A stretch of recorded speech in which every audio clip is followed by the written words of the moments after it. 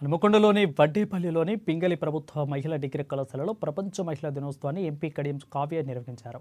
ఇక విద్యతోనే మహిళల సాధికారత సాధ్యమని ఎంపీ డాక్టర్ కడియం కావ్య అన్నారు. మహిళలంతా ఆర్థికంగా బలంగా మారడంతో పాటు సామాజిక రాజకీయ రంగాల్లోనూ ఉన్నత స్థానాలకు చేరాలని అన్నారు. ఉన్నత భవిష్యత్తు కోసం నిరంతరంగా సాధన చేసి అత్యుత్తమ ప్రగతిని సాధించాలని తెలిపారు. వారి అన్ని రంగాల్లో కూడా పురుషులకు ధీటుగా రాణించగలమని అతివలు రుజువు చేస్తున్నారని స్పష్టం చేశారు.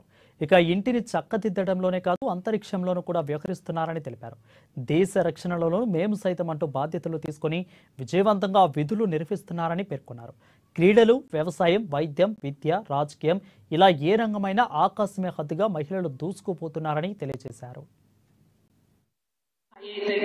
తర్వాత ప్రెగ్నెన్సీ టైంలో, డెలివరీ టైంలో, ఇలాంటి ప్రతి టైంలో మనకి హార్మోన్స్ అనేది మన మూడ్ డిస్టర్బెన్సెస్, మూడ్ స్వింగ్స్ అంటుంటాం.